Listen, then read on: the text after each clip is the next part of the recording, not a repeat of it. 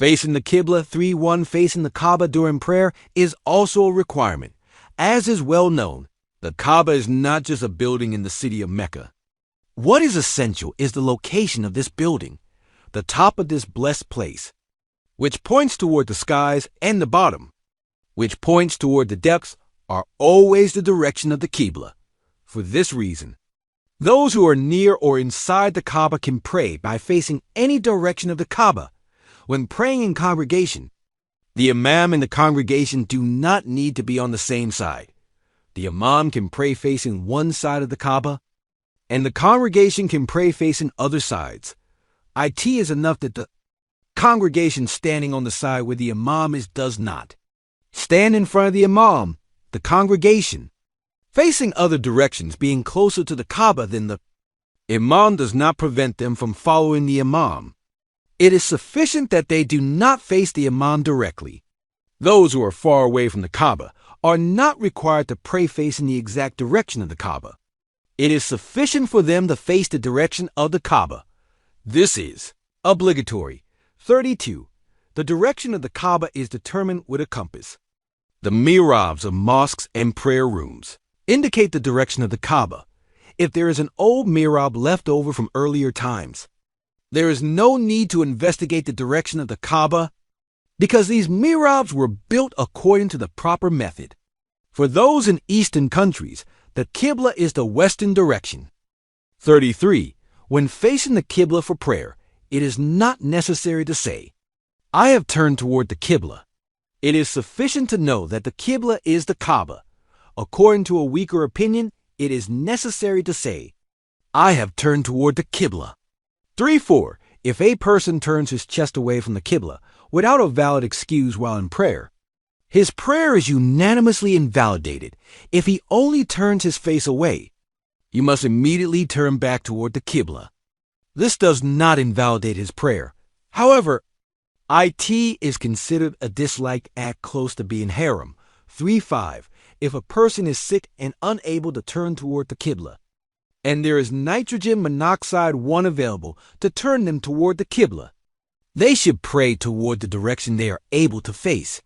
Similarly, if someone who is not sick cannot face the Qibla due to fear of an enemy or a wild animal, they should pray facing the direction they are able to, because the obligation is according to one's ability. 36. A person who prays on an animal because of the mud on the ground, if he is not afraid of being separated from his companions, stops his animal, turns toward the Qibla, and prays. However, if the ground is not muddy but only wet, one cannot perform the obligatory prayer on an animal. One must dismount. However, if there is a danger of being separated from his companions, he may perform the obligatory prayer on the animal. 3-7. If a person performs an obligatory prayer on an animal without getting down on the ground due to an excuse, he may pray facing the direction he is able to.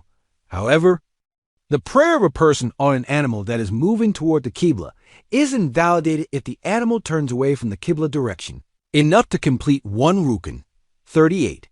Those who do not know the direction of the Qibla and cannot find anyone to ask will investigate. They look at certain signs, the sun, and the stars to determine the Qibla direction and pray in the direction they believe to be correct.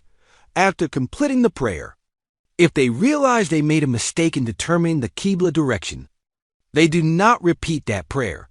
However, if he knows the Qibla direction while praying, he turns toward it and completes his prayer. He does not need to re-pray. The doubt about the direction of the Qibla is the same whether it is in the city, in the countryside, on a dark night, or during the day. Such a person does not need to knock on doors and ask about the Qibla. 39. If someone doubts the direction of the Qibla and, even though there is a man nearby who knows the Qibla, does not ask him, but prays facing the direction he has determined himself, if they are actually correct, their prayer is valid. But if they are incorrect, their prayer is not valid. The same applies to those who are blind. Regarding the direction of prayer, one must adhere to the word of a trustworthy person, even if it does not align with one's own opinion. This is because reporting is stronger than research. 40. If someone doubts the direction of the Qibla and begins praying toward one direction without investigating, then realizes during the prayer that they have hit the Qibla, they must repeat the prayer. They cannot build the remaining rakats, which they will perform with full conviction on the rakats they began with doubt. Because the strong cannot be built on the weak, however, if he realizes after finishing his prayer that he was facing the right direction, he does not need to repeat his prayer, because all the rakats were performed in the same state. According to Imam Abu Yusuf, in either case, repetition is not necessary.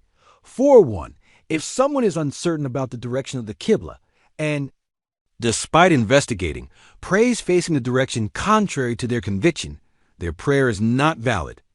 In this case, even if they hit the Qibla, they must repeat their prayer. According to Imam Abu Yusuf, if they have hit the Qibla, they do not need to repeat their prayer. 42.